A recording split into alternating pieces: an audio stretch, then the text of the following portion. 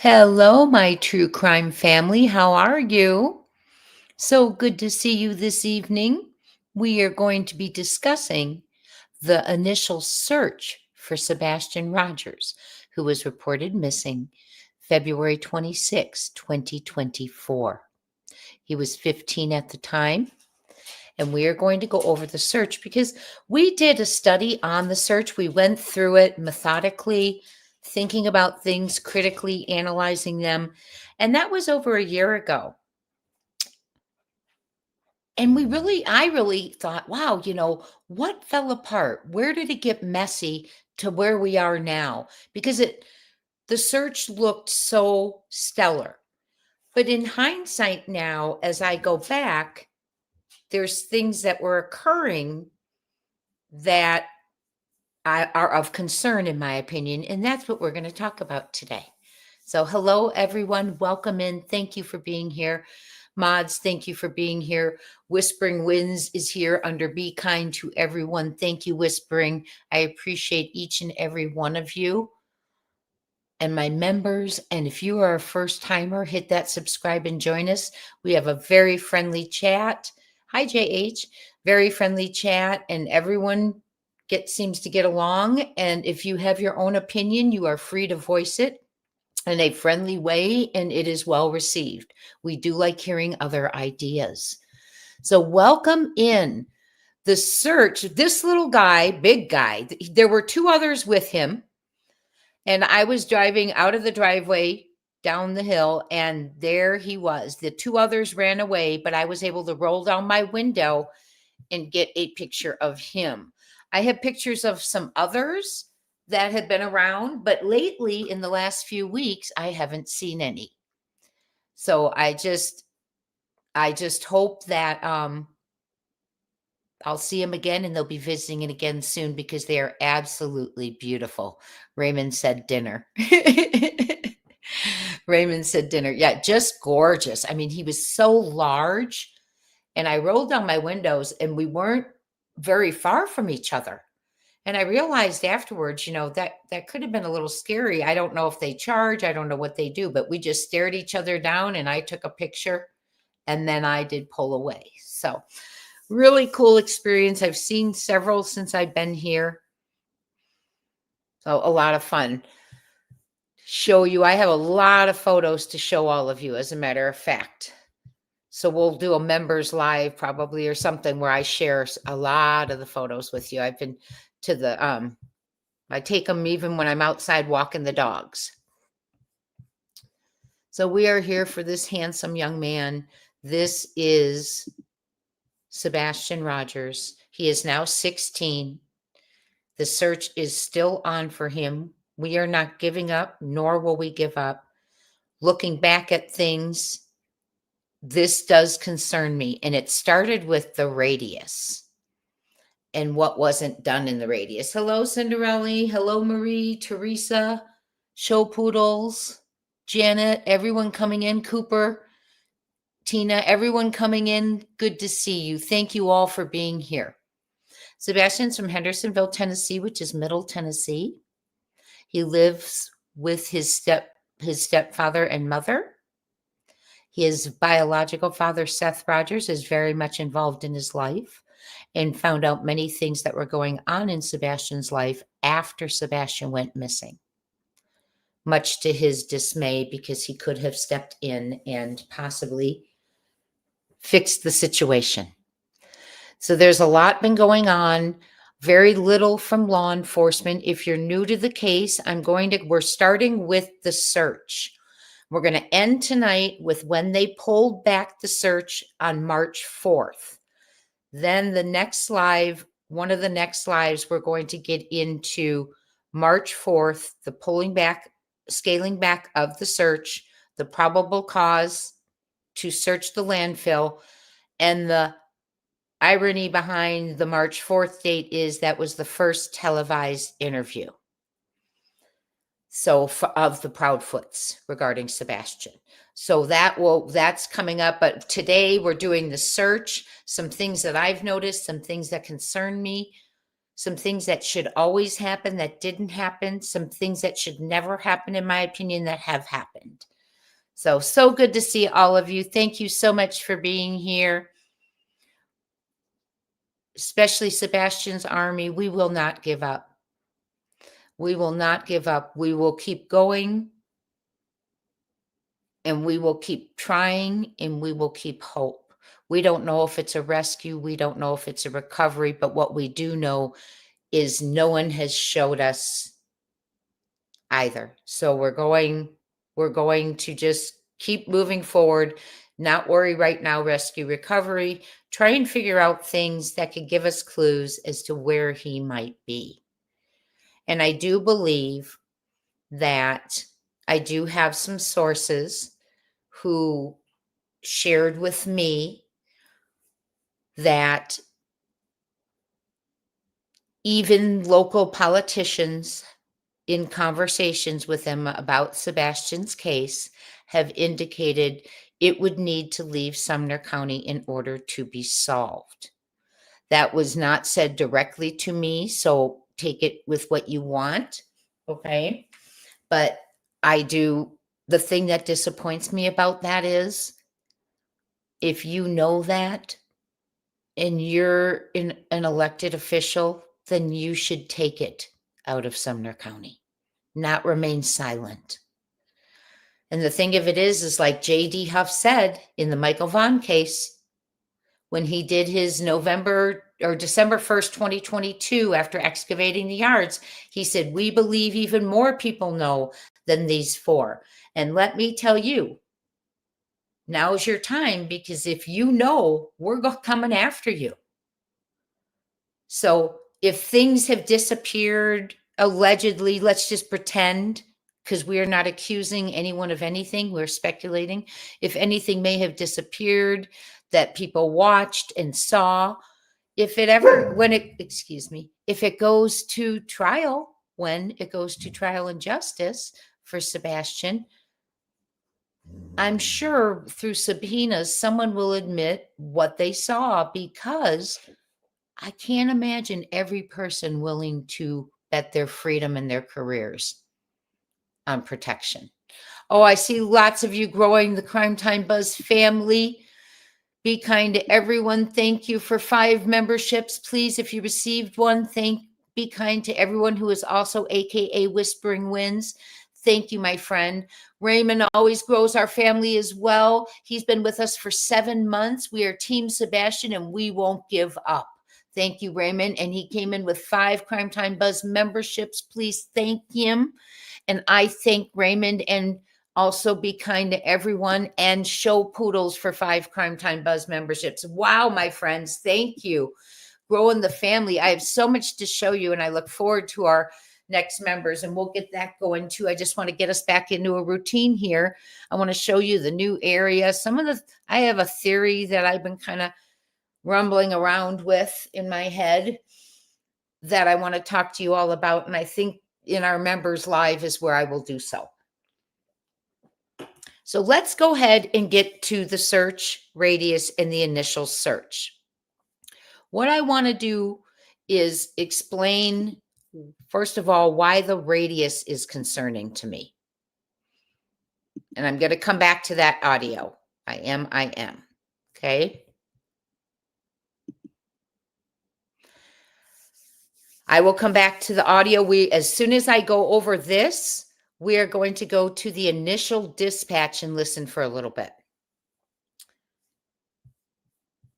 So according to the FBI update, which occurred September 4th of 2025, Brandon Carter was quoted, and he was quoted saying, Katie told us a little bit before 10 p.m. she heard a loud bang. That's a whole nother live, the bang, coming from Sebastian's room. So she yelled out to ask him if he was okay, to which he responded that he was, said Detective Brandon Carter from Sumner County Sheriff's Office. She told him to go to bed because they had to be up early for school the next morning. Okay.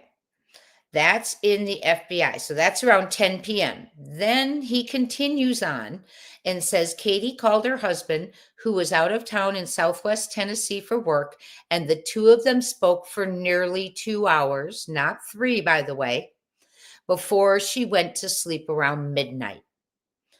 And the whole reason I said not 3 is the stepfather, CP, said in the beginning they were on for 3-hour phone call. All agencies have vetted and logged that call.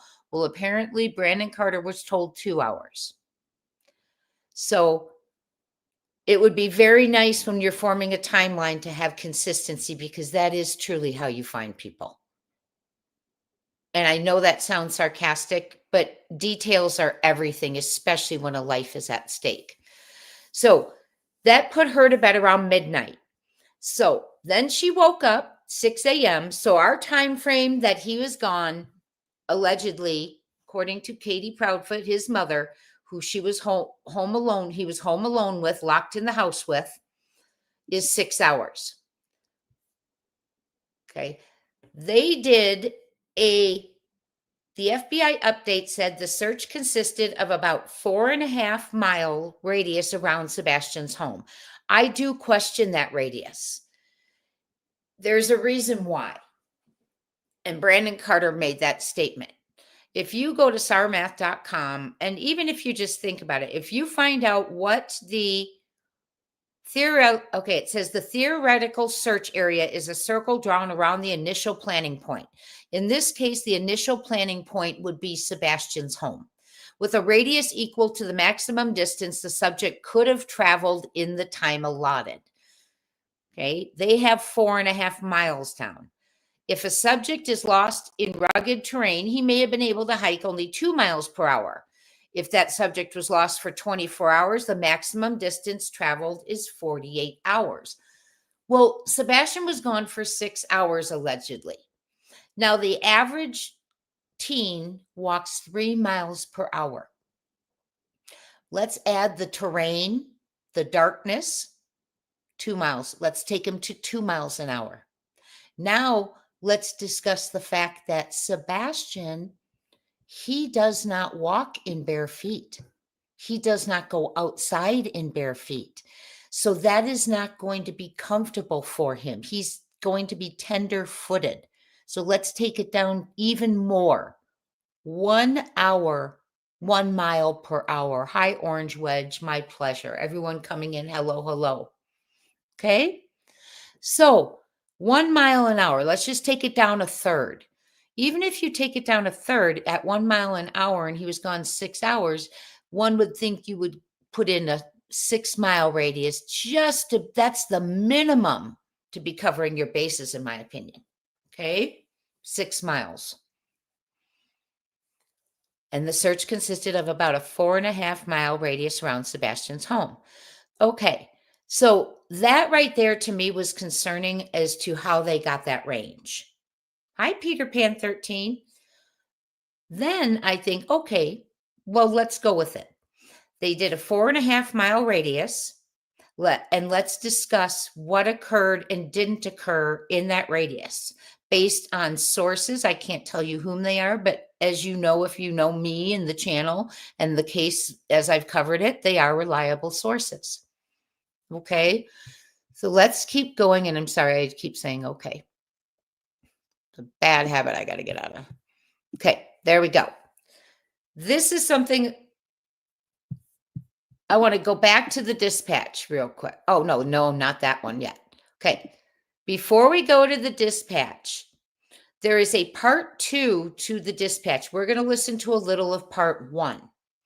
There's a part 2 of the dispatch where they are asking if anyone has reached the home on Willow Bend because their cameras face the retention pond. And they said no one's answering, they're not home. The interesting part of that is those are the initial hours of the search. They want to see what occurred at that retention pond. Now I have for you here, they want to see what happened at the retention pond. So they want the homes on Willow Bend. There's one pointing right there. That's great. That would be normal. Here's Stafford Lane. Here's Kellen. The car went up Kellen, came down, sat right about here, then turned on Stafford, backed up and went out. And we're going to talk a little bit more about that too. But over here, they want to see these cameras, and the people weren't home and they weren't answering. Huge red flag. Eyewitnesses have told me they had trucks out there at the construction site digging and didn't stop the construction for the search for Sebastian Rogers. So if a runaway child had fallen in a hole or was hiding and they're moving dirt, whatever, that was not stopped. And that is a huge red flag to the integrity of the search.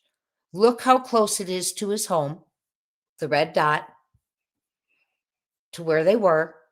Max jumps into the retention pond. Now, Max was not tracking Sebastian's specific scent. He tracks the last scent. There was a scent that went into that pond or something. But he wasn't tracking Sebastian's scent. But the dog jumps in the pond.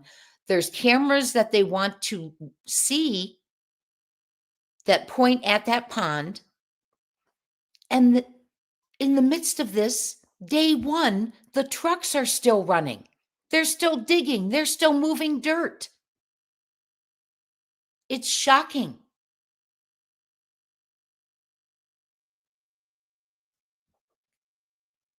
Jilly B said it's like they knew Sebastian wasn't there, in my opinion.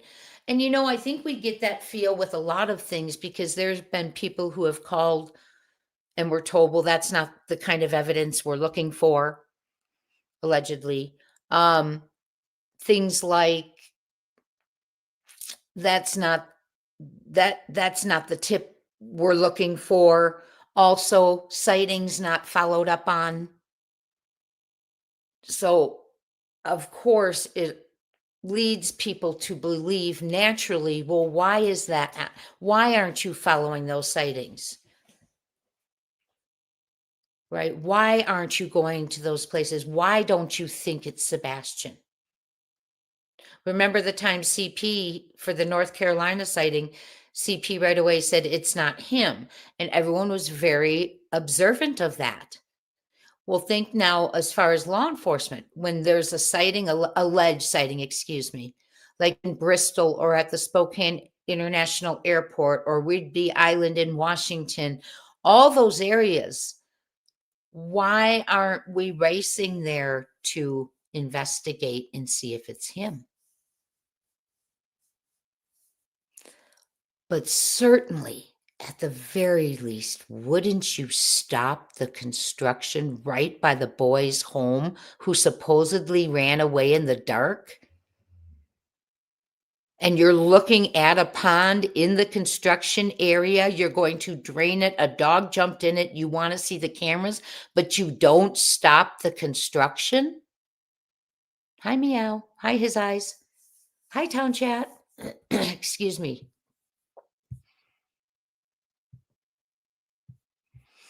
His Eyes, I believe I checked on that. The question is, was the construction company related to the family? I believe this goes back so long ago that I was talking about this, but I believe it was not. Okay. I believe it was not. Oh, Diana's saying,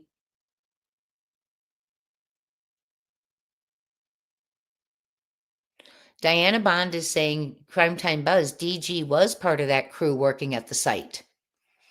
ND and CJ have mentioned all of that, and no one wanted to clarify that allegedly. Well, what I can clarify, Diana, is eyewitnesses saw the trucks moving and not stopped. They continued working. Thank you for that information. I did not. I was told differently in my memory. Like I said, it was a while ago. Thank you for that. Interesting, right? That opens up a whole lot more questions for me. But let's move on.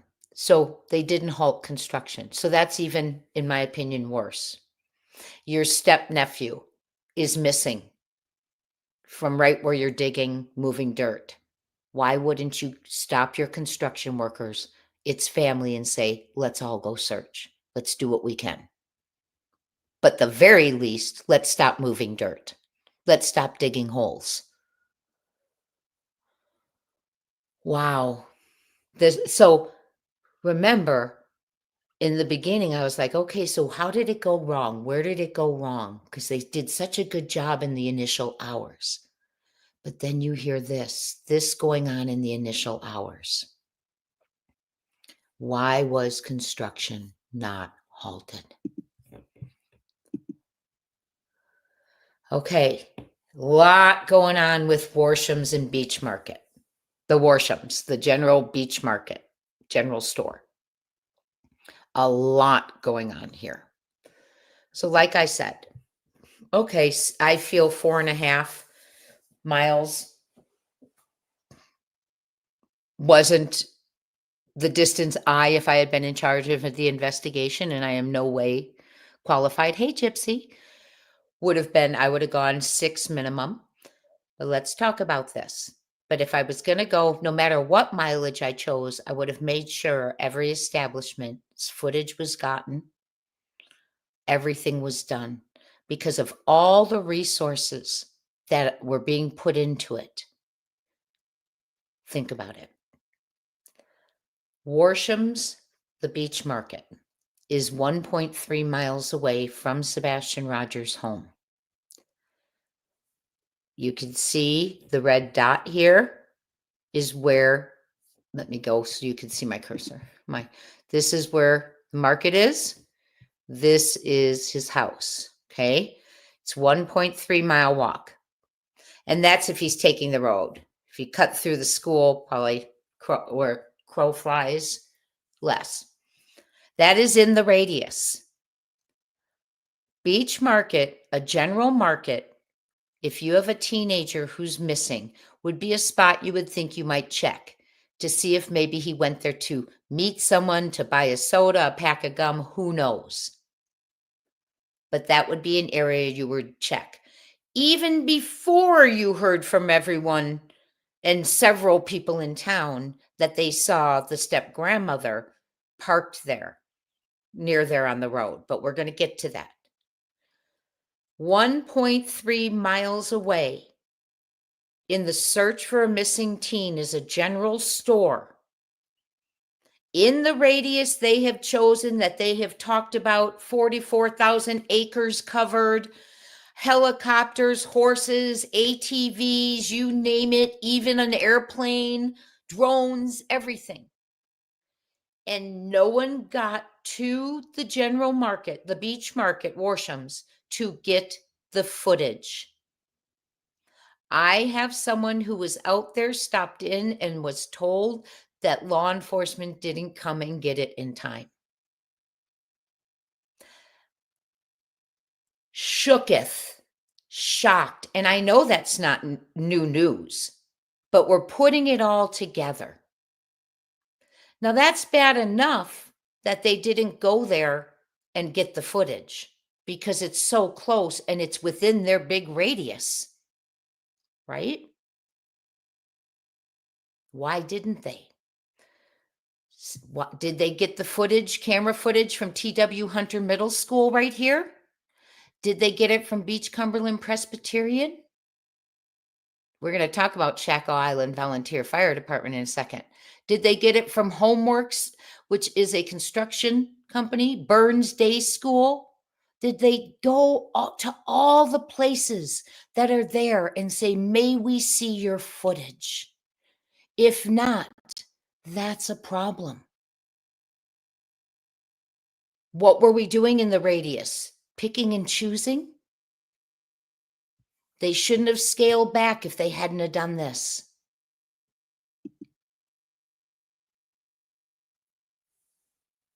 And I'm just circling. There's a truck repair. Look at all these businesses right here.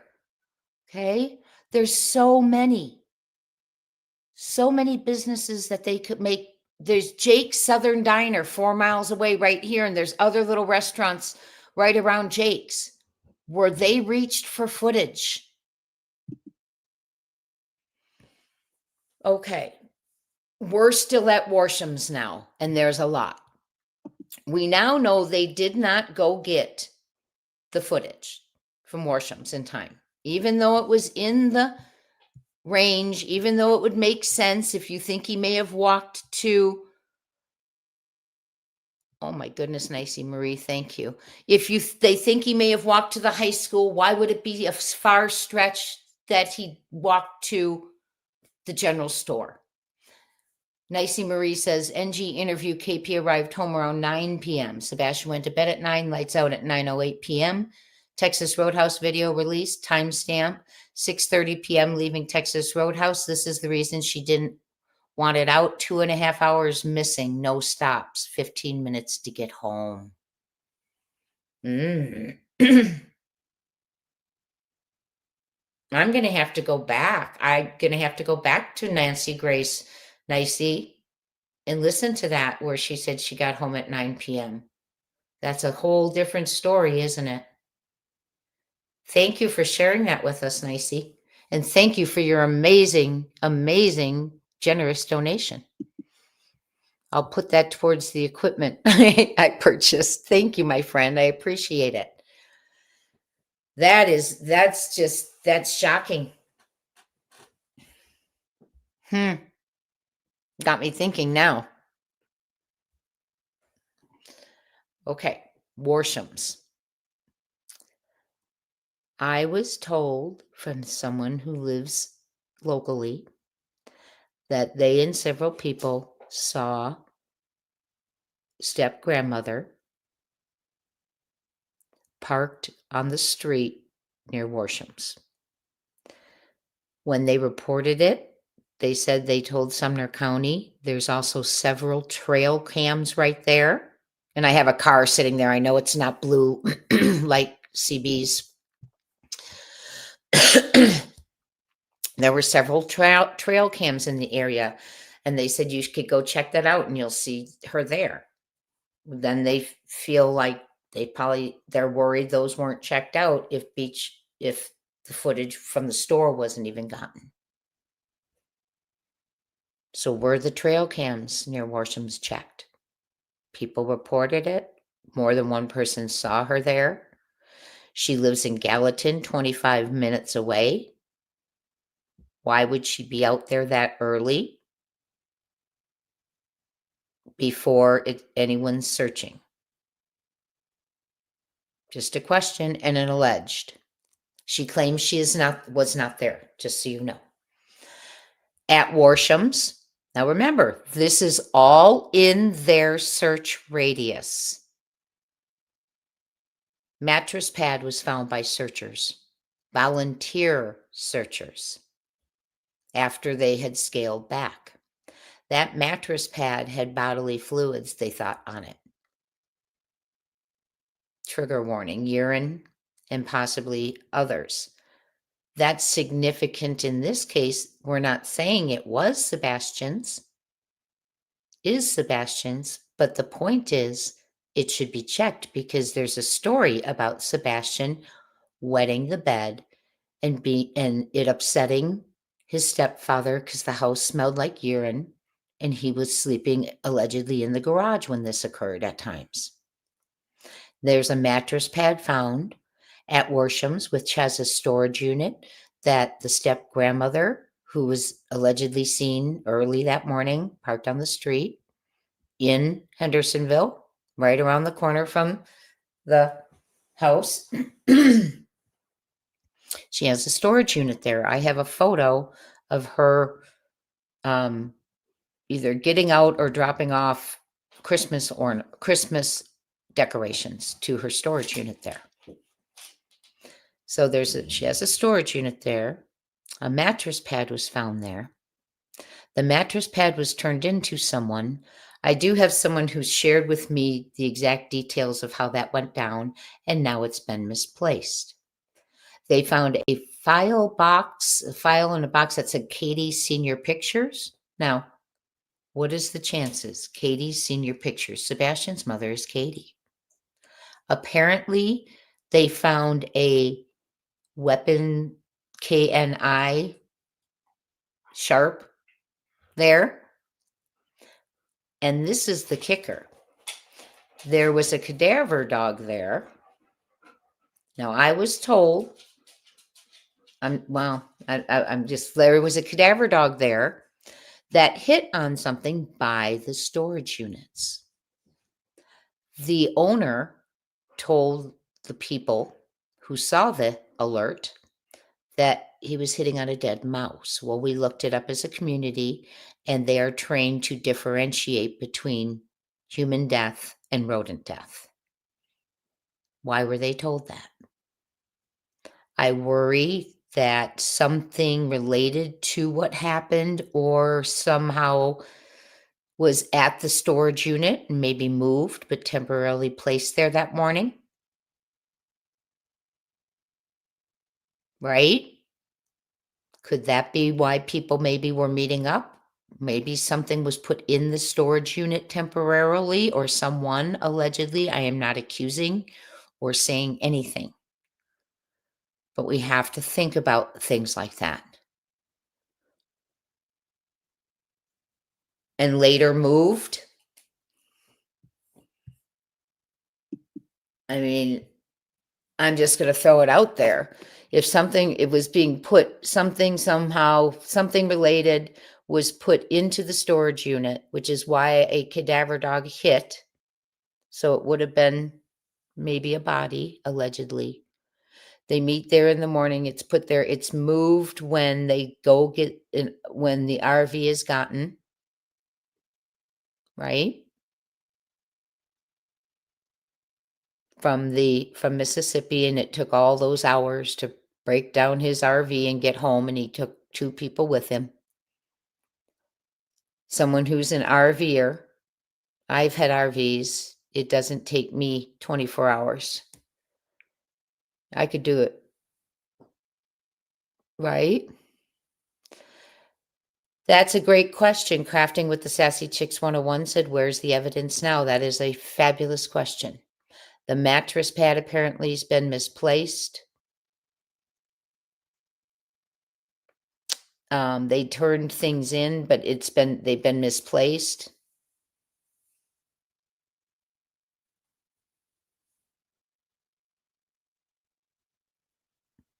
So, but the point is we're talking about the integrity of the 4.5-mile initial search. Why didn't they go get the footage when their locals were saying we saw a step-grandmother who's from Gallatin sitting outside before he was even very early hours? You can go get the footage. You can get the trail cams. Why didn't they get the footage? Why didn't Brandon Carter stopped by Texas Roadhouse, gave his card. They called him back numerous times. He never returned. He never came and asked for footage. He never called back. I know this 100. I can't tell you how I know it, but I do know it. Okay? I know it to be true. When someone tried to put on social media that they didn't even ever try and contact anyone, that's not true. Okay? So I know that Texas Roadhouse was trying to contact him. They preserved the evidence. So why didn't they go get that? The last place he was. And we're also going to get to, he had such a fun, happy weekend, and that's not going to be this live. Maybe it will, I don't know. Fun, happy weekend, but he's not smiling and joking at Texas Roadhouse. Apparently, the bowling alley was a 10-minute stop in which he looked very uncomfortable. When he got home, he went to his room and played by himself. It doesn't sound like it was happy and fun. We saw him exiting. He looked concerned at the Texas Roadhouse. He wasn't sure what was happening around him, who was at their car.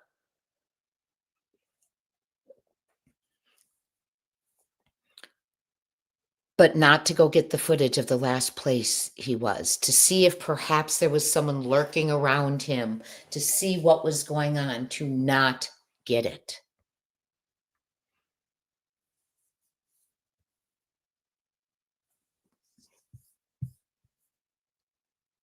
And all of this stuff that was at Worsham's, if they did this search in the 4.5 miles, why did they not find any of that? Right? Why didn't they find it?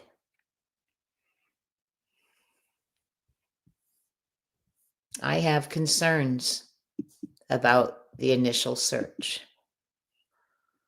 Okay.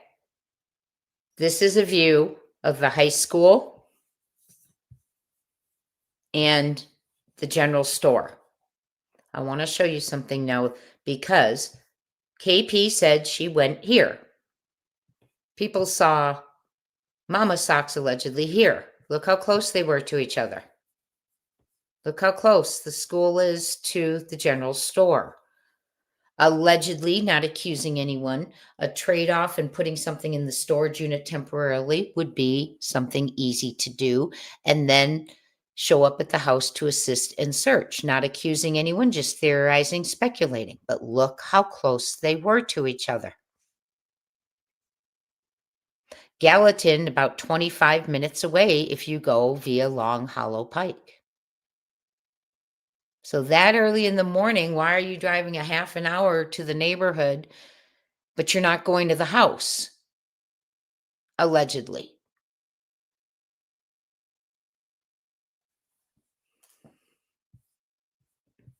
Make it make sense.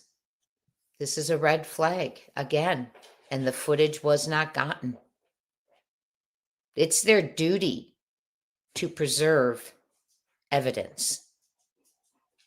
And like I said, we're going to get to the command post, but anyone who saw that footage that probably everyone's pretending doesn't exist, because that's why Craddock goes on record saying there's no sign of foul play. Allegedly, I'm thinking it's going to say, no one's going to admit it exists, but when this goes to trial and there's subpoenas, someone's going to admit it. Because not everyone's there's going to be one person who doesn't want to give up their freedom or their career because of whoever's involved. They know what they saw and they know what they told people.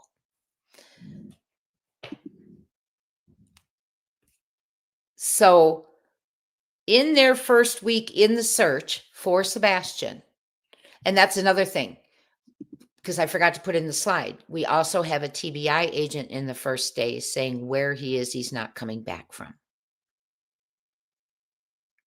I don't know what that means to him. The person who told me this did not know what he meant by it. But that shows, why are you doing a search if where he is, he's not coming back from? What knowledge is going on? What knowledge is there? It's knowledge where he is, he's not coming back from.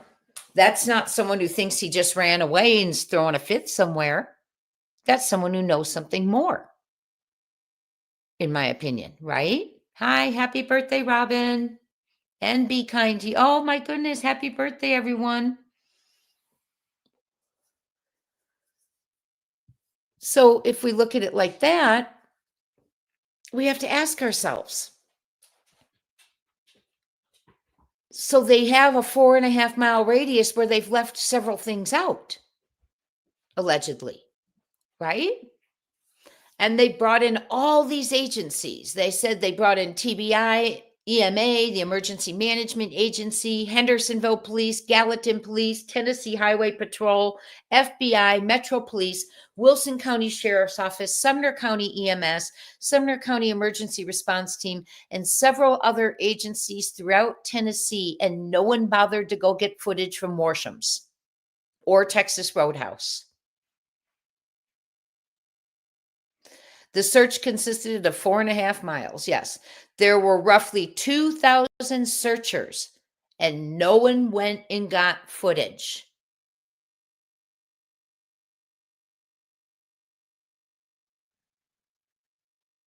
The searchers could also use the app, and I've used an app before searching for people, to plot things on a map that they observed while they were out searching, then someone can go check it out. In addition to those 2,000 searchers, law enforcement employed every available resource at their disposal to locate Sebastian. Fire departments, mounted patrols, ATVs, search, rescue canines, drones, helicopters, and even an airplane. And that is absolutely fabulous. Absolutely fabulous. During day 2 of the search, the Sumner County Sheriff's Office reached out to the FBI for assistance and specific resources that could potentially help find Sebastian, who has high-functioning autism. I think they reached out to the FBI because day 1, they were watching the footage at the command post and saw he was taken. Allegedly, in my opinion, but great sources. So in all of that search, they never found anything belonging to Sebastian in the search radius. No sighting or footage of Sebastian in the search radius. No scent dogs hit on a trail of Sebastian in the search radius. Sorry, I put that twice. It's a red flag. How could he get out? Yes, I know the neighborhood is generally dark, as KP puts it anyway. Makes it sound like it was darker that night. It's generally dark anyway. Just makes the way she says that to me. Makes me think the way it was said.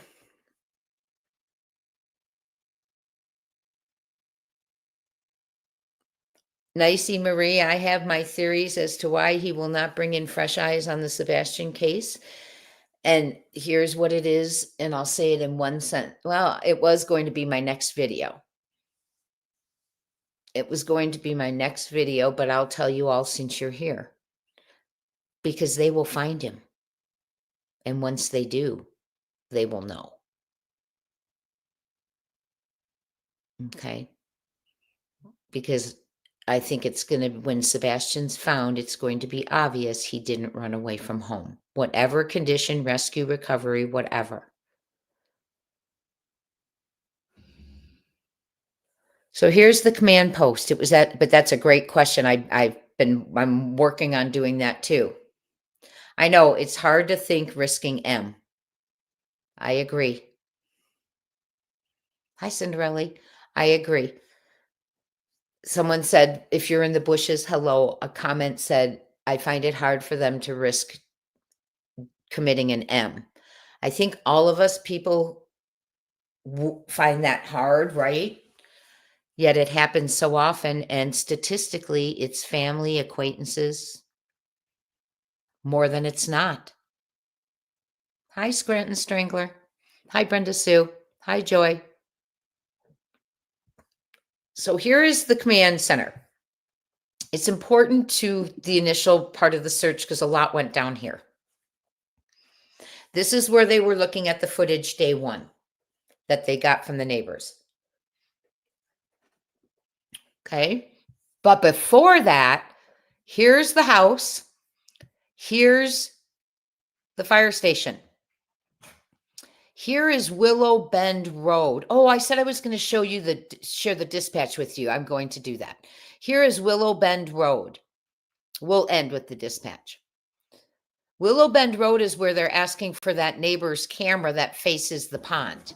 Look how close the fire station is. The volunteer fire rescue. Now, that night, the car went up Kellen, follow my cursor if you can, came down, stopped here. People got out. We saw flashlights. They come down here, back up, and go out. If they turn left, and I know CP, the stepfather, knew the license plate readers had been broken. He doesn't know if they are now, but he knew at the time Sebastian went missing, they were broken. Interesting. I can't remember if it was said they turned right on Long Hollow or left, but if they turned left, regardless if the LPRs were working or not, they drove right by the volunteer fire station, which I'm sure has cameras, right? That makes sense to me. But look how close it all is. So if they came this way, indeed, I would think that regardless of license plate readers, they captured the car on their cameras.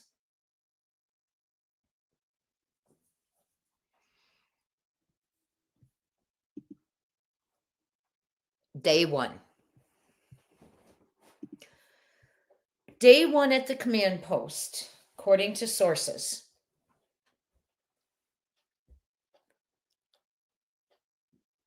They knew they were watching footage, and they knew that a 3:06 a.m. sedan, dark sedan, pulled into the neighborhood and people with flashlights got out. That was seen at the command post day one. That was not broadcasted, but some people spoke of it. Some heard it, some were told it, some discussed it, according to sources, reliable sources. People who were, although law enforcement has never appealed to the public regarding their safety in this situation to let them know whether they have a stranger who's pulling kids out of bed or something different. That did not happen. However, whispers to certain individuals were told, which is even more of a red flag. Why not just tell everyone your kids, you're safe? It's not some lunatic who came in and just grabbing people. He was taken, he was targeted, it wasn't random. So don't worry. Why couldn't the whole community be told that? They weren't, but certain people were. Day one. Day one. How can you say there is no sign of foul play? That's why I worry that the footage that they watched is now gone. But under oath and subpoena, it will surface through people's words. How can you say there is no sign of foul play when you see him taken, targeted, not random, a car pulling up, a sedan, dark, people with flashlights? How can you tell people it's a trash truck, which I understand if he was going to use it for investigative purposes and he was worried. I get that. But then the FBI came out and contradicted him now because that was such a ludicrous statement. Trash trucks don't go behind the houses. And they made their statement. And we're going to talk about that because I think their statement has a very telling point to it about where they think the lights come from. So hit that notification bell because we got a lot of content coming.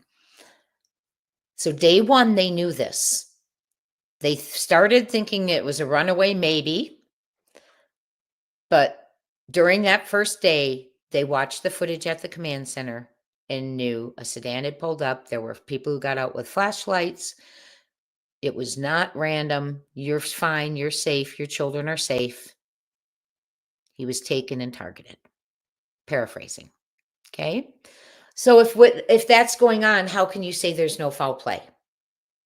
Thus, what happens is they sound the Amber Alert. But he's gone on record saying there is no sign of foul play, which he's allowed to do because they're allowed to mislead. Okay. Then we have a neighbor who saw two people on their footage carrying something between the houses. They're next door to the Proudfoots. I'm not sharing anything that wasn't already broadcast on an audio. Well, Miss Bobby said they were told by law enforcement. When they told law enforcement what they saw, law enforcement told them they didn't see that. Huge red flag. It's their footage. They see two people carrying a blob through the houses, the yards. They tell law enforcement, and law enforcement tells them that's not what they saw. Where he is, he's not coming back from. That's not what you saw. Green hoodie is cleared within minutes. As soon as images come out of those two people carrying the blob, suddenly He wasn't seen last on the 26th. We've had it wrong for a year. It was the 25th. It's all cover. The flashlights are trash trucks.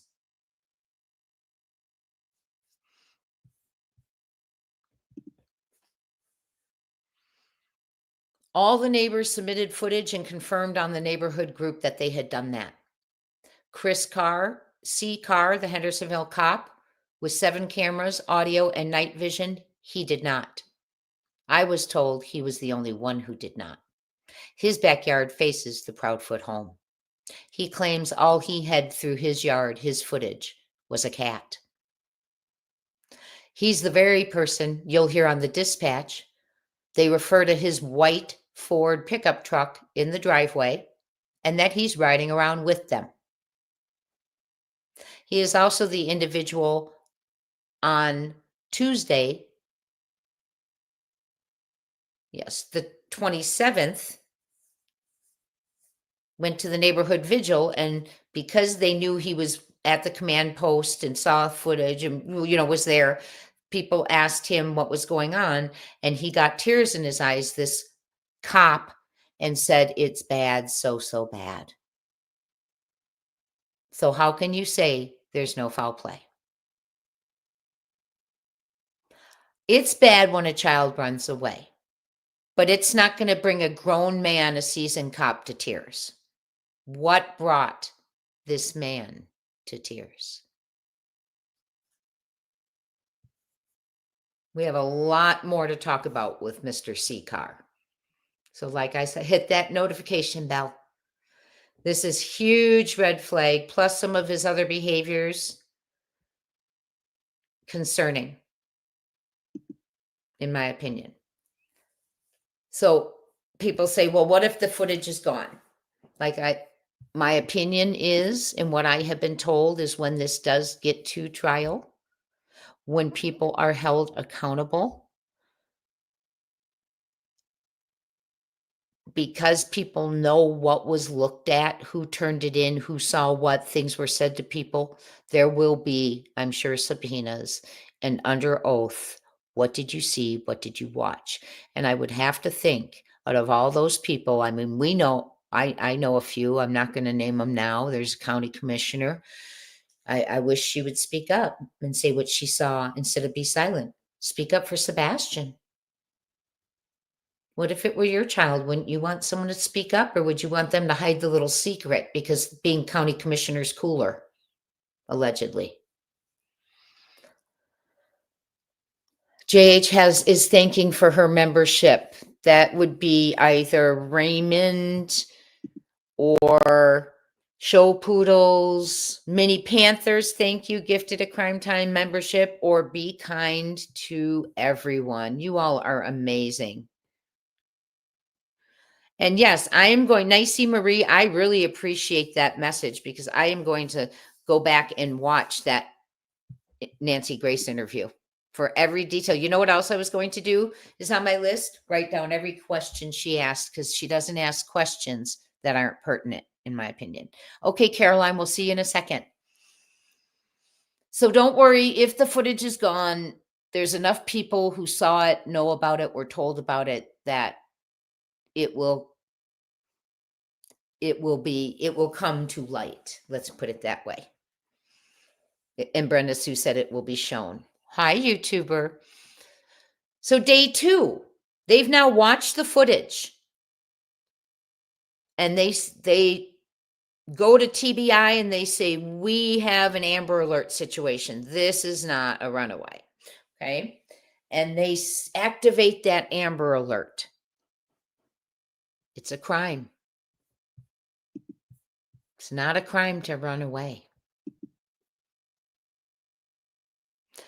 Although the gray sedan was seen at the command post on the footage, they did not provide a vehicle description.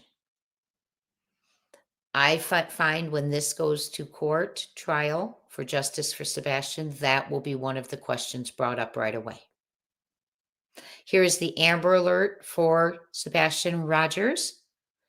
Reported missing February 26, 2024. He is from Sumner County, Tennessee, is in Middle Tennessee. We need to bring him home. His birthday is coming up in December. He will be 17 years old. Sebastian's 15 when he went missing. He will be 17. He was 5'5" and 120 pounds-ish at the time, with brown hair, brown eyes. His eyes sometimes go hazel, depending on his mood. This does say he was last seen on February 25th, 2024, in the area of Stafford Court in Hendersonville, Tennessee.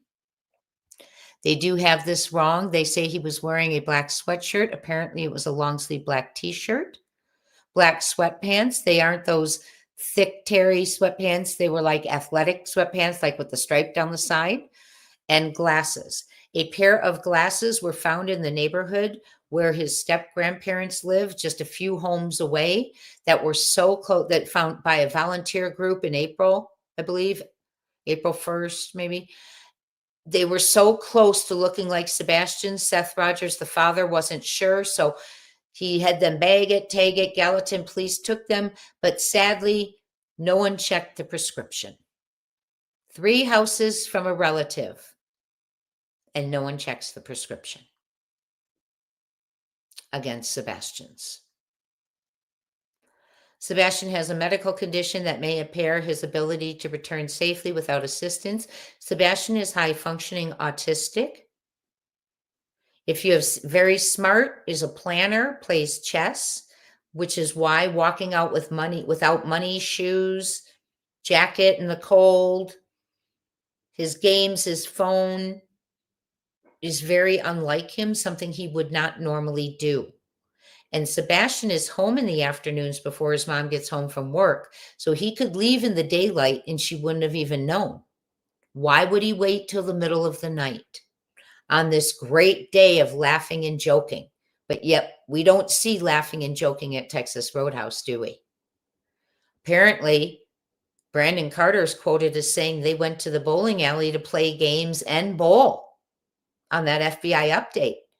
Well, At Night and Dog have the footage, and they were there for 10 minutes. He looked clearly uncomfortable, and they went to the front desk, and that's all the further they went. There was no games and no bowling. We knew there wasn't bowling, but it heard because there was a tournament, they played games.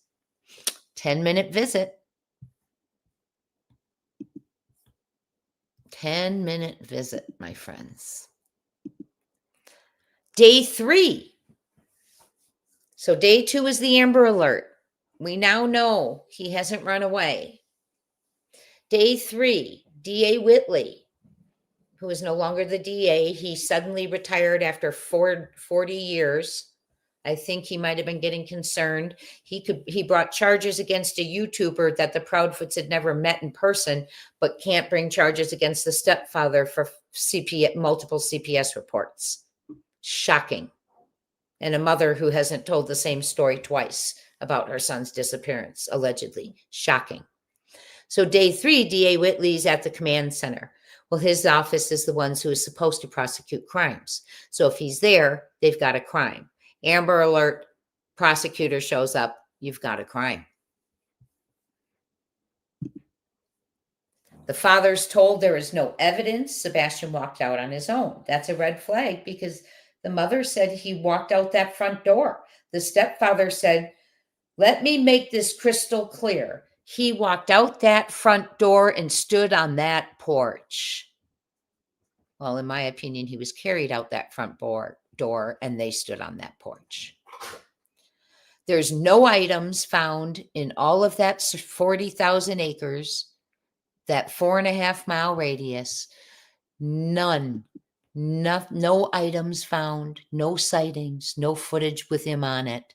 But remember, a lot of footage wasn't gotten, including Texas Roadhouse, and no scent trail leading to Sebastian or where Sebastian went.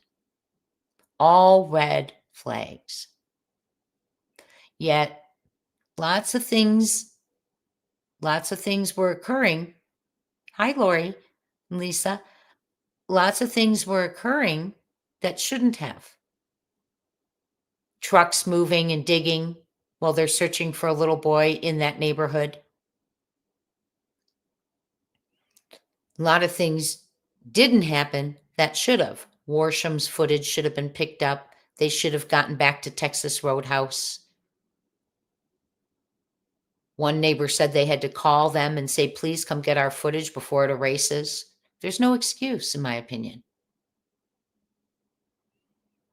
Remember when Bobby said that they saw a light near the construction site in the woods? They called right around, I think it was the night after or the night of something, the night after he went missing. They never came, and they never called him back to see who was right there in the woods where a missing boy just went missing with flashlights. No one came, and no one called to ask even a question. Thank you, Crafting with Sassy Chicks. She said, thank you for the work you put into this case. My pleasure. Sebastian is worth it. And SI officer, hey, my friend, says there's been no sense of urgency to follow up with anything, in my opinion. Right, which is why people say, what do they know? That a sighting isn't a sighting to them to follow up, allegedly. A ransom isn't serious. A threat to his life in a Mexican hotel isn't serious enough. What is it that they know? What is it when they say, hey, Candace D, what is it when they say, no, that's not the kind of stuff we're looking for to individuals? I've been told that. What are they looking for? Now, I do know some people have felt like they're not looking for, they're not interested in, some feel they're not interested in tips that lead to rescue because they think they're in recovery. But I can't verify that with you. I've just had a few of you share that with me based on some of your thoughts and conversations, but I don't know. What do they know? Why is the mother, who is the last person with him, has not been cleared, is just out living her best life, not having to answer any of the questions? When they look at all of her interviews and see she's changed her story a million times, doesn't that make them want to speak to her? Well, she's pled the fifth. Doesn't that make them wonder if you're completely innocent and have nothing to do with this? Yes, it's your legal right to always plead the fifth. But if your child is missing and you have no culpability, none, why would you have to worry about incriminating yourself? You'd tell them everything you could so they could clear you and move on. Right, Katie? Right, Katie?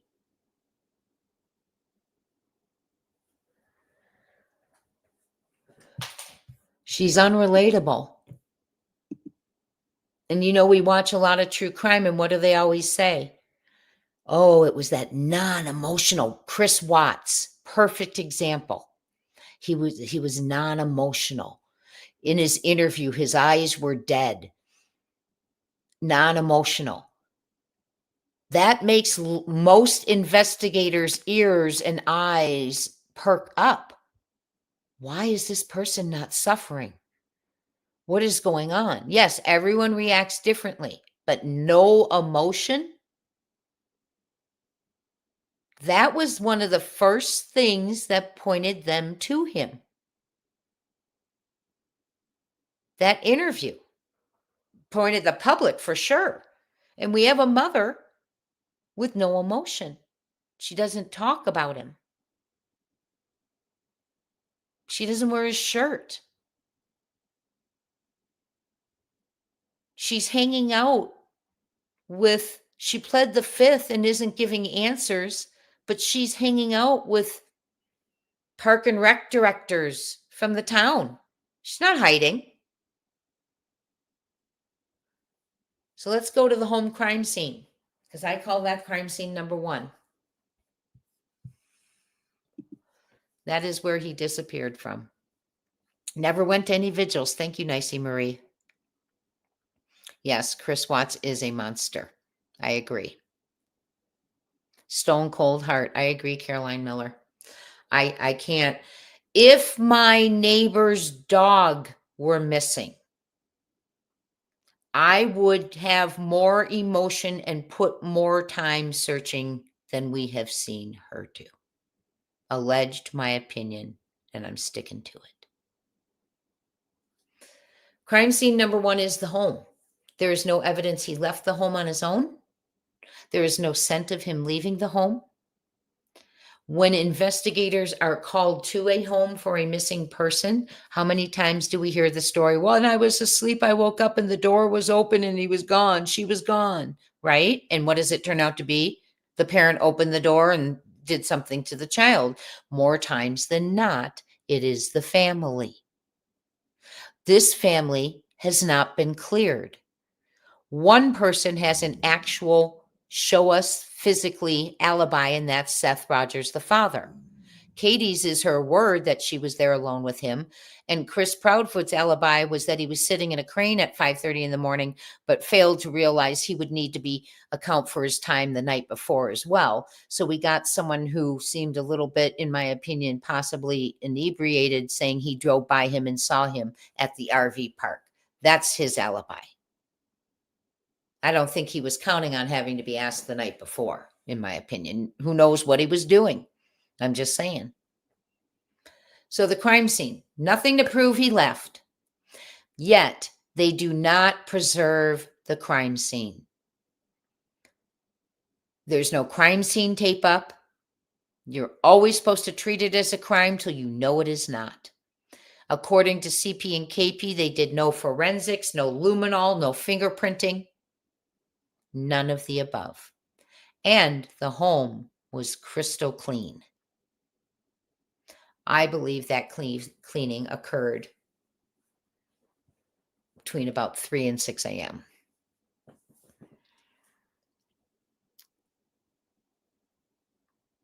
What that is investigation 101. The first hours of the search, they kept construction trucks running where they were searching, where they had dogs searching. They never stopped construction. And I'm going to say this, and it's going to sound really rude. A frickin' monkey running an investigation would have stopped the trucks. I'm sorry, I know it's rude. And if you're a family member and you were one of those construction crews, which I'm just hearing tonight, so I myself have not verified, you should have stopped those crews because that was a family member they were searching for. All of this will have to be answered to, because KP and CP have blurted all over the internet that they did not do forensics on the home. So when this goes to trial, law enforcement is going to have to explain that statement.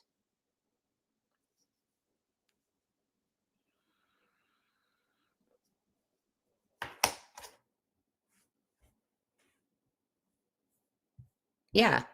His I-7 said because they took KP and CP's word, said he ran away. First screw up. And that was my first theory. Yes. That was my first theory. My theory is a little bit different than that now. I feel as I look back at this and things were very crucial things were not gathered, such as Warsham's, Texas Roadhouse, things like that. I wonder. It really makes me wonder. I don't know. I just don't. Once they saw that footage, they knew. That's just bottom line.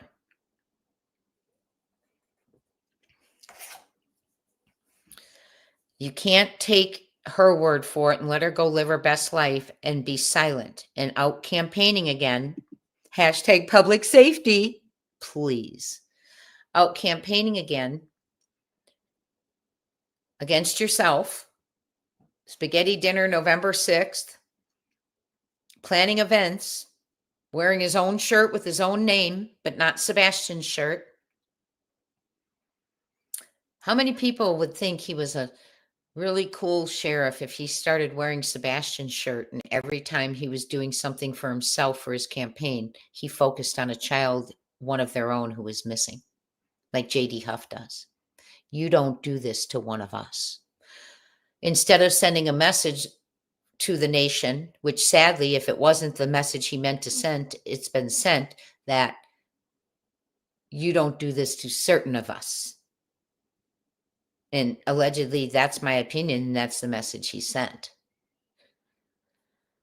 So if none of this happened, it's serious, and it will, internal affairs will be asking, because they would have to explain why they didn't do this. Because you're supposed to always treat it like it's a crime till you know it's not. Texas Roadhouse, I already discussed with you. Brandon Carter left his card, did not return their calls. They did not ask for footage, did not return to the establishment. I 100% know this to be true. When someone posts on social media, Texas Roadhouse doesn't even know dogging at night, that is inaccurate. I know for fact. Okay. So it's just another way to spread the lies. Why would Brandon Carter not want to go get the footage of where the last place he was seen or return their phone calls? And that little guy is the guy who was visiting the neighborhood the other day. I want to take us to the dispatch call. Oh, sorry, guys. Let me go back. Sorry. Okay, let me go back here. I want to take us to the dispatch call. So all of this going on and not going on. And I mean, my goodness, if they went down this way, they passed right by the volunteer fire department with their cameras. So license plate readers they wouldn't need. What did they see here? Or did they go out right or left? I'm going to have to go back to my notes. I mean, they're right there. Look how close CB and KP are to each other. Before law enforcement has ever arrived, allegedly, CB was there, seen by several people, and they even told law enforcement to pull these trail cams that would have seen her. And my bet is they did not, because they didn't even get Warsham's.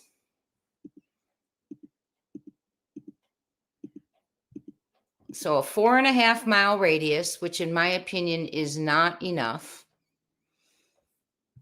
And we are going to listen to the original dispatch. This is credit to Red Rum Media.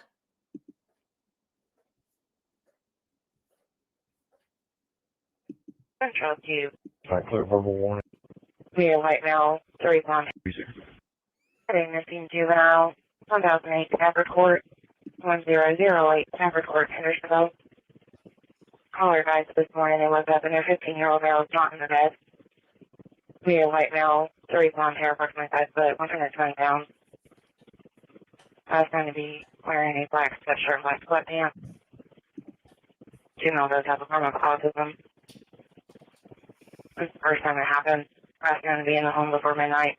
All the doors are locked at this time. 2-4 in a row. Hello, Central. Hello, go ahead. Actually, you know. He's right, clear verbal warning. Copy that. I have clear verbal. 47, Central. 47, go ahead. Yes, the juvenile has a file. Hold on, guys. Sorry, I just now got the words up for you all. Nicey Maria, I'm going back to your comment real quick where you said Nancy Grace interview. KP arrived home around 9 p.m. Sebastian went to bed at 9, lights out 9:08 p.m. Texas Roadhouse video release shows her leaving at 6:30. What did she do for 2.5 hours? Because she said she made no stops. I will tell you, and it only takes 12 to 15 minutes to get home, depending on the route she took. I will tell you, I have received something from someone saying she pulled over, but I can't verify it. Okay. So I believe, and remember, she said dash cam. CP said, well, we got audio, but it's not the dash cam. Everything's a foolery because they're fooling. But I did receive a message from someone that she pulled over, but I can't verify it, but I did submit it. Thank you. That's such a great comment, Nicey. Okay. I'm going to put the CC up. This is part 1 that we're going to listen to this evening. It is the dispatch. It's about 10 minutes long. There's a couple of things in here that I want us to pay attention to. One, the Hendersonville police officer with the white Ford truck is with them. I'm not sure what else is in part 1 because I listened to both. But in part 2 is where they're asking about the cameras on Willow Bend that face the retention pond, but yet they don't stop the trucks that are digging right there. They don't get the footage from Warsham's where the alleged grandma was told by several people to law enforcement they saw her there, allegedly. Did they get the trail cams that would have shown her there? I don't know. Why didn't that big, huge effort of search of 2,000 searchers, planes, trains, you name it, find the stuff at Warsham's that was found by the volunteers? It's in the radius. Were those restaurants, such as the diner I brought up, did they get their footage? Did they get the footage of all the places around, the day schools, the middle school? The story is this, if you're new to the case. The mother was home alone and woke up at 6 a.m. and Sebastian was not in his room. Within 3 minutes, she ran everywhere. She searched all the closets, she said, all of the house, inside, outside, under the house. In 3 minutes, then was on the phone with her husband, who was in Memphis, allegedly, and told him that Sebastian was missing. He said, look on the side of the bed, all the normal places. And he said within a couple minutes, they called the sheriff's office. They did not call 911 where it would be recorded. They did not call 911, which they taught Sebastian to dial for an emergency. They did not call 911, which is what CP sent to Seth, the father, to let him know there was an emergency, 911 to his cell phone. But they have an emergency. They call the sheriff's office. Non-recorded. And more importantly, they say this all occurred with about between 6 o'clock and 6:05. She says she searched everywhere, called, right? But the dispatch timestamp, because I do, as you know, I have Broadcastify, says like 6:40, 6:33, I think exactly. So there's a 30-minute gap from when their narrative said they called to when dispatch is reporting him missing. What did they do in that 30 minutes? Here is the dispatch. Now I have the words up for you too. This is credit to Red Rum Media. 147 and 184. 184 Long Hollow Pike. 360. Heading missing juvenile, 1008 Stafford Court, 1008 Stafford Court, Hendersonville. Caller advised this morning they woke up and their 15-year-old male is not in the bed. Medium white male, 3 blonde hair, approximately 5 foot, 120 pounds.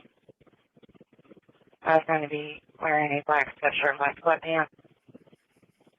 Juvenile does have a form of autism. This is the first time it happened. I was going to be in the home before midnight. All the doors are locked at this time. 2-400. Somewhere show you. Hello, Central. Hello, go ahead. Wait, let's go back. I want you to hear that. Caller advised this morning they woke up and their 15-year-old male is not in the bed. Medium white male, 3 blonde hair, approximately 5 foot, 120 pounds. I was going to be wearing a black sweatshirt, black sweatpants. Juvenile does have a form of autism. This is the first time it happened. I was going to be in the home before midnight. All the doors are locked at this time. Stop. 2-400. Right there. Right there. This is the first time it happened. I was going to be in the home before midnight. All the doors are locked at this time. Did you catch that? So-and-so was going to be back in the house before midnight. All the doors were locked. That makes me sound like mom was out. Did you guys catch that? When they called the sheriff, they said he ran away, that he left in the night, barefoot on his own. Did you guys catch that? Let's go back to that one more time. Caroline, I'm intrigued as to what you're talking about. What eatery, my friend? Okay, let's go back. Listen to that. It says, it's hard. Look at the words too. They're right here. I'm going to take you back. I had never caught that before. I was going to be wearing a black sweatshirt, black sweatpants. Juvenile does have a form of autism. This is the first time it happened. I was going to be in the home before midnight. All the doors are locked at this time. Someone was going to be back in the house by midnight and all the doors were locked.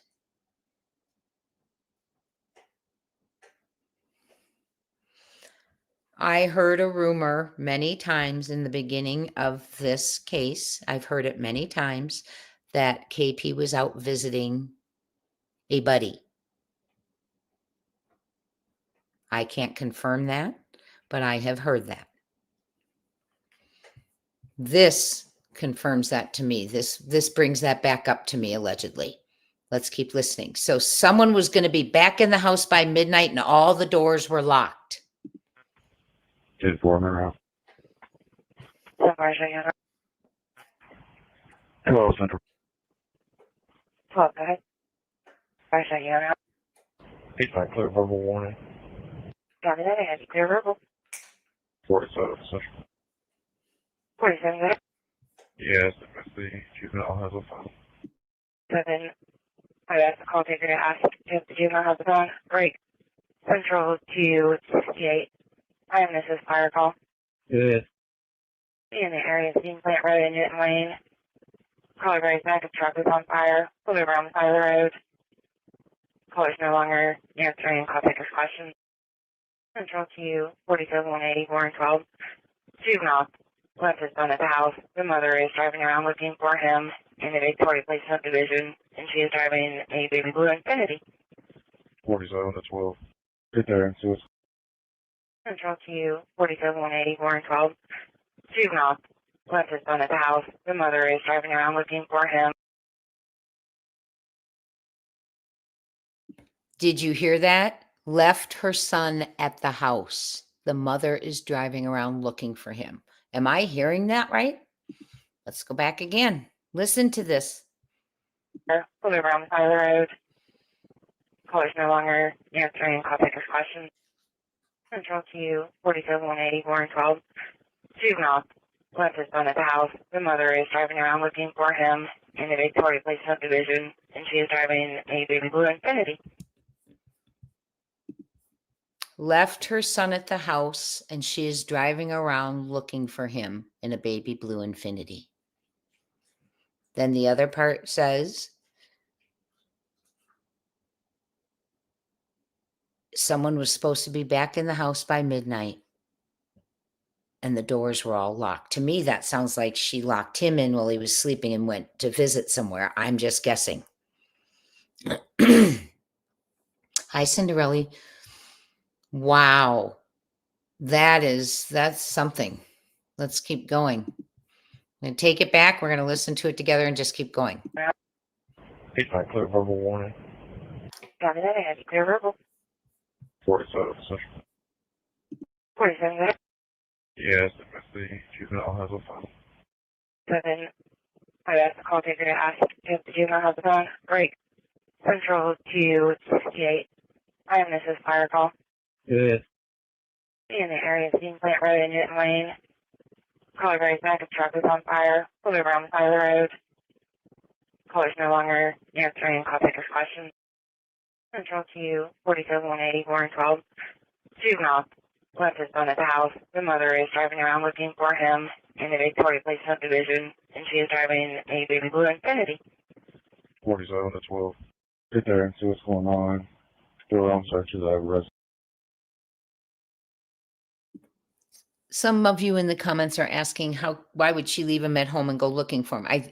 The way I'm taking that is she's explaining to them she had left him alone in the house and now she's out looking for him. That's how I'm hearing that. And she was going to be someone was going to be back in the house by midnight and the house was all locked up, meaning the way I hear that is allegedly, possibly he was in there asleep. The house was locked. I don't know. But it's concerning, right? Mom left him at the house. So it sounds like mom went out and then she was looking for, he wasn't there when she got back, allegedly, is the story. I don't know. But mom left him there.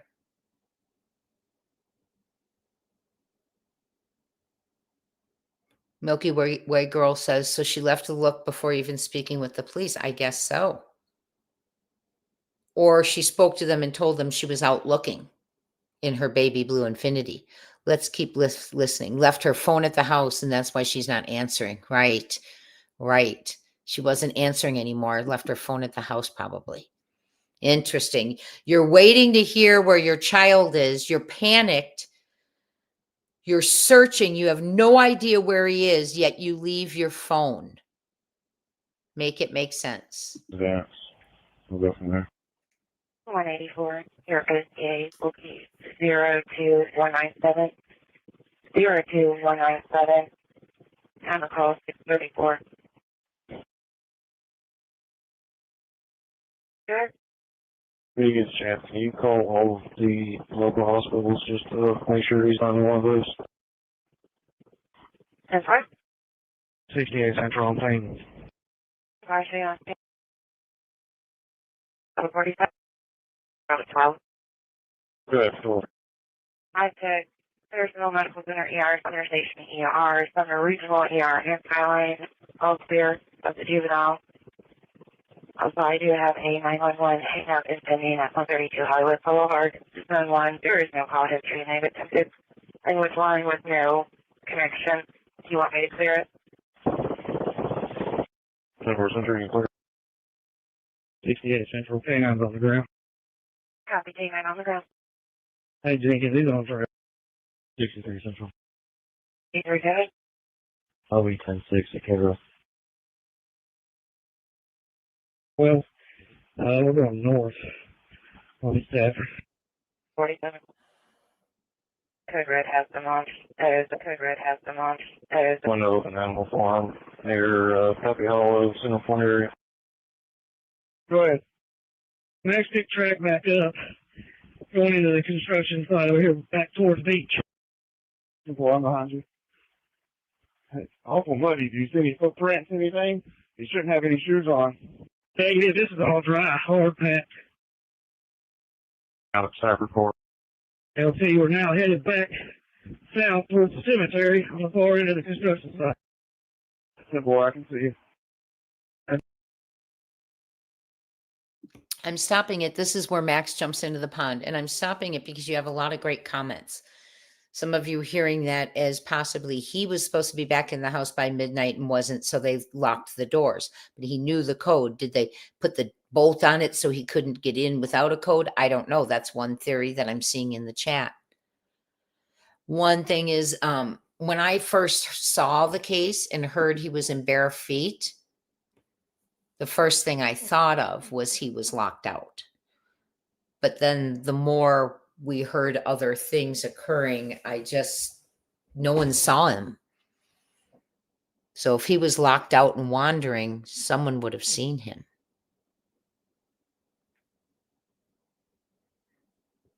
You heard she left the phone at the house, not him. Okay. JH says in the chat, if you're in the bushes, I'm trying to read the comments to you as well. JH says, is there footage of them coming home and seeing the garage open and close? What I can tell you, JH, is my source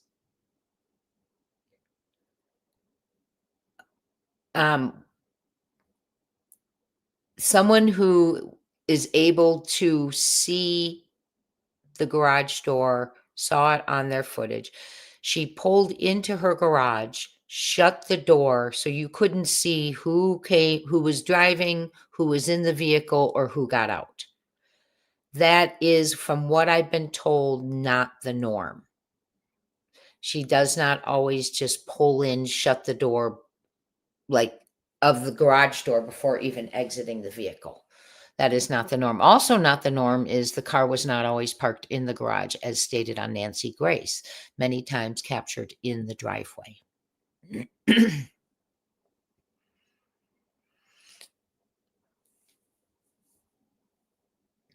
Well, Seth had brought up a good point, something that I heard him talking about. He had said that if he had, the only way he would have left barefoot is if he had been running for his life.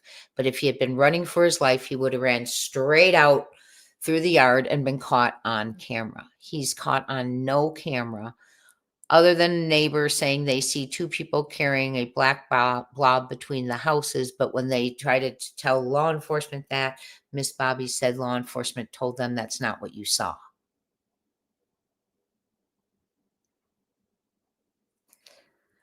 So there's a lot of confusion, a lot of wondering, like here, someone was supposed to be in before midnight and the doors were all locked. And someone was left him at the home and is out looking. Maybe left him last night. I don't know. Maybe that's why they always said law enforcement knows what happened. Because maybe law enforcement knows she allegedly, we're just theorizing, may have left him alone.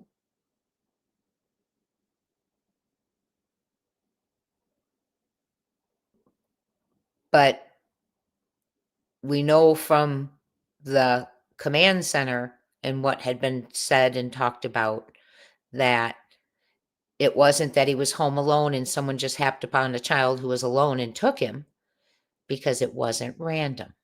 He was targeted, he was taken.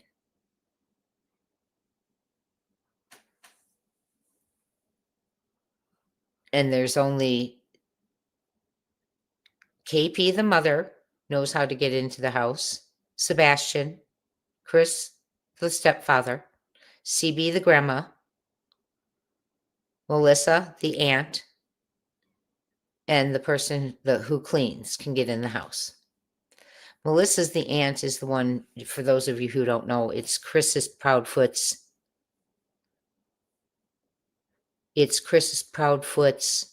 sister. And any audio or video you've seen of her interacting with Sebastian is very belittling and rude. That's my opinion. If you've heard it, it would break your heart. Even the birthday video. Yes, we are all on the same mission here, and that is one road that leads to Sebastian, to bring him home one way or another and get justice for what has been done. His life has been interrupted unfairly. He was starting to outcry. In that first interview, when KP says, the journalist says, do you have any idea why he could have left? And KP says, we've been racking our brain about that day and weeks before, and we can't think of anything. Well, I can help you out a little bit. How about the CPS call to the home the first couple of days in February, last couple of days in January? That caused some issues. He was starting to outcry, my friends. And if you recall, the stepfather said, you're going to get in trouble lying like that. He thought he was going to get me kicked out of my own home. I do believe that's part of a motive, in my opinion. I'm not accusing, but that is a statement coming from someone, in my opinion, with short man syndrome, in my opinion, allegedly. He has to be tough. And if someone like that is challenged, they go back. You can't be in my home. You get me out, I'm getting you out. I'm just saying, we're theorizing. He had a custody case coming. You've got a kid outcrying of abuse. The abuse is directed from him and KP being responsible, allegedly. And you got a custody case coming and a kid speaking. You're trying to get him in a school, but the school is known publicly, as far as even media articles about the abuse, humiliation, degradation that occurred there. The father, thank goodness, Seth Rogers, researches the school and says, heck no, there's been deaths there. There have been injuries. And Seth had him on a waiting list to come live with him and do online school. Well, they adjusted and they had ABA therapy coming to the home. He was adjusting his work schedule. That was going to start in May. December, November is when they're talking about putting him in Bledsoe. Then Seth got recommended schools that would actually have programs that would help him temporarily. And Seth could go be, Seth would have traveled where he went, right? Well, they said it was too expensive. But then between what? Though that conversation, October, November, December, I have the emails to February and we're gone.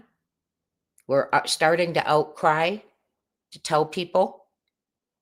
Custody cases going on. CP's worried.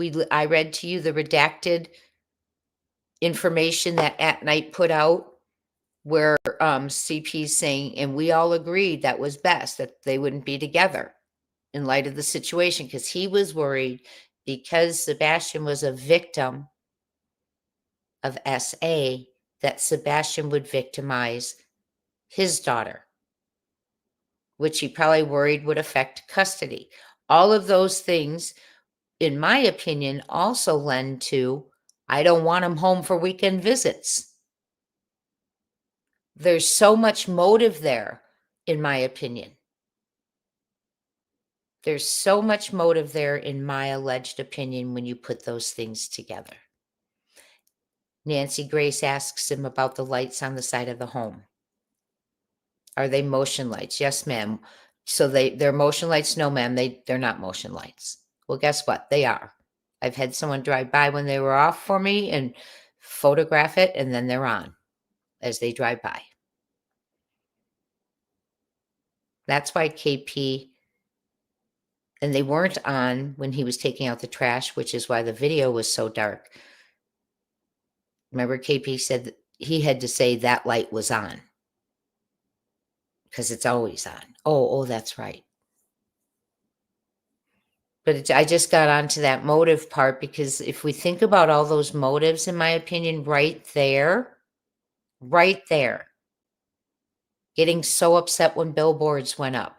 What does he care what a billboard says if it's not speaking to him, as long as it's letting the world know the child did not run away, Sebastian is not home yet? It shouldn't offend you in any way.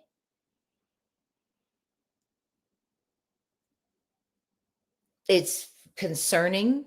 The search was not as wonderful as we thought, in my opinion. Many things were not covered. Yes, we had a lot of people out there, a lot of acres covered, but a lot of very important evidence was not preserved. The home footage. Thank goodness Dog and them got the footage, and Texas Roadhouse themselves preserved it based on Sebastian going missing and them thinking it would be important.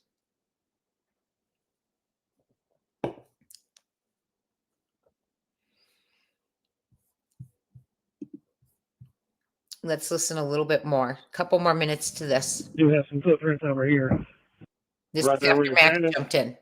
Yeah, leading right over here to the retaining pond. No shoes, just footprints. Shoes that Max went straight into the pond. He literally dove into it. 12 DMA 1, you direct. Hey, repeat that, Bryce. Let me make sure he... Max led me straight to the retaining pond. Over behind Willow Boulevard, he dove right into the water. Yeah, do you see any prints around it? There's a few footprints in some of the softer dirt, headed straight this way on the track that he was running. 1247, what size shoe does he wear? Size 10, 25 central. That's 2 Stafford Court. Go ahead. Do we have a picture yet? That's simple. Can you send it to me, please? 22 Central, yeah. Stafford Court call. Where the riprap is, where the trees are, 25 feet maybe out in toward the middle. 2 DMA 1. 2 DMA 1. Hey guys, the construction zone, there's another pond. There's somebody standing in the woods. It looks like a person. It is a person we know, but there's another pond. He's standing back there by himself. Past the construction zone in the same area back there. Is that to the north of us? Yeah, the north end of it, yeah. Where they're working on the machinery at, go straight back. There's another pond back there, but there's a person in the woods by that pond. Past the house on the other side of the tree line. Going back to Did you hear him say where the trucks are working? There's a person in the woods on the other side.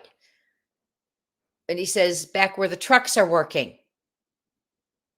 Yes, that's right. Was that the scarecrow one? Thank you, Karen. Hello to everyone who's come in. So good to see you. Yes. Now, they got a picture, but they didn't get the picture she took at the booth the last time he was out in public. The pictures that were originally given were younger pictures of Sebastian. This one was from Saturday, I believe, at Costco. And most of the pictures given were of him much younger. The mannequin was really weird. How about the guy walking up the street with goggles on in the dark? That's weird.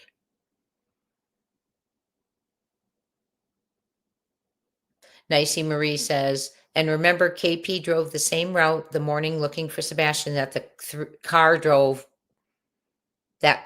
by on the 325 before 3 a.m. Monday morning. Let me read that again. I'm sorry. That was... And remember, KP drove the same route the morning looking for Sebastian. That car drove by on the 325 before 3 a.m. Monday morning. And remember, CP said the dogs tracked a trail and he gave the exact trail of the flashlights.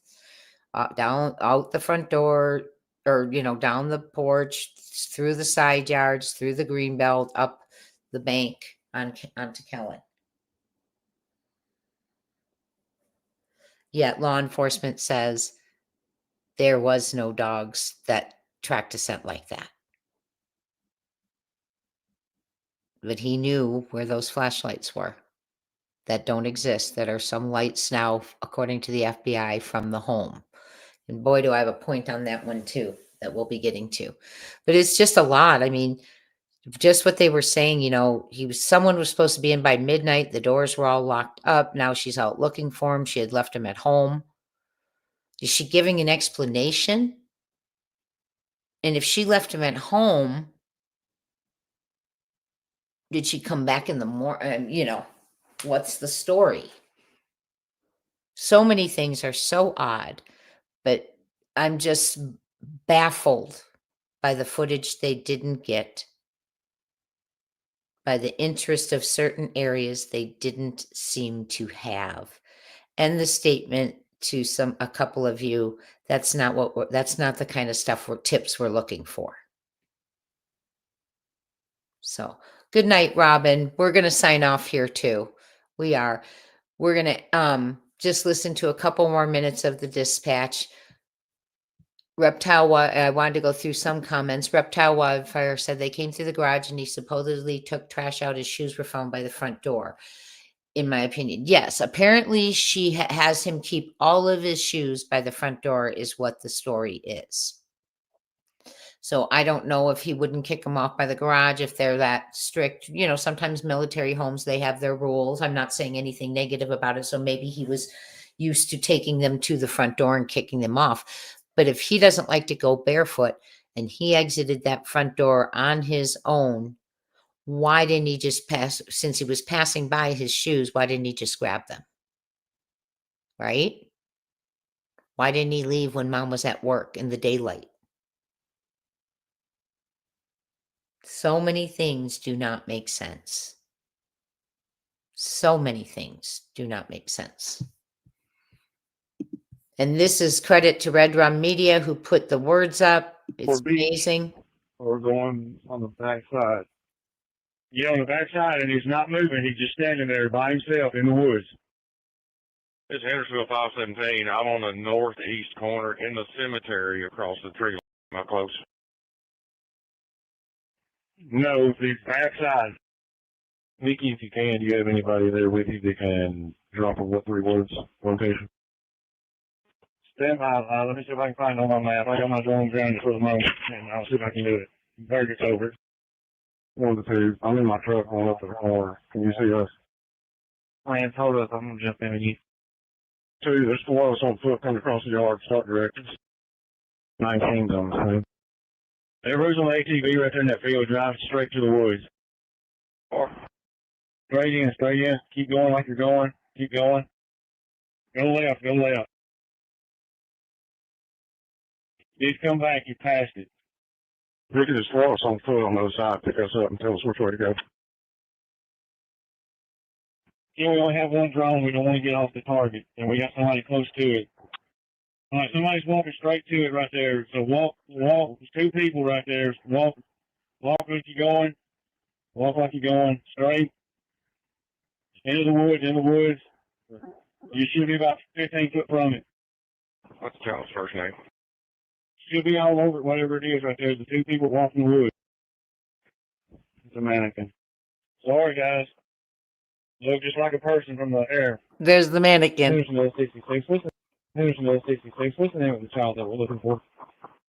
First name is Sebastian. I'm sorry, can you repeat that? First name is Sebastian. We have a last known physical description, i.e. clothing.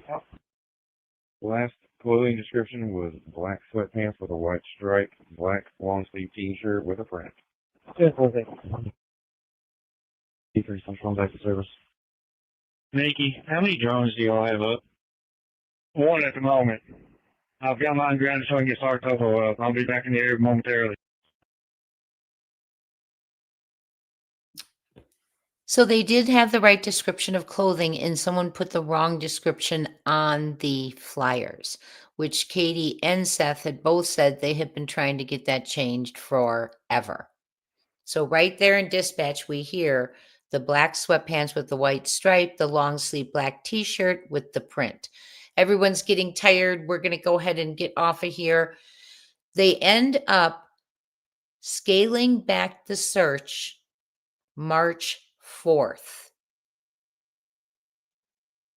In this 4.5 radius, they're 44,000 acres walked, 2,000 volunteers, all of the resources. March 4th, they scale back. The law enforcement, Sumner County Sheriff's Office announces they are scaling back the search and going to a more investigative approach. And that, my friends, we'll pick up on next, one of these next times. Okay, so hit that notification bell. Really concerning details. It looks like it was such an amazing search, but when you go back and you look, and things we know now that we didn't know then, now that we know, right? Make red flags, alarming situations, things that should have happened that didn't, things that did happen that shouldn't have, in my opinion. And it's just my opinion. I want to thank all of you for being here. Mods, thank you so much. If you're a first timer, hit that subscribe. We got a friendly group. We truly are like a family. Good to see all of you again, Sebastian's Army. We will bring him home. We will bring him home. Good night to all. Stay safe and keep keeping on, Sebastian's Army. Talk soon.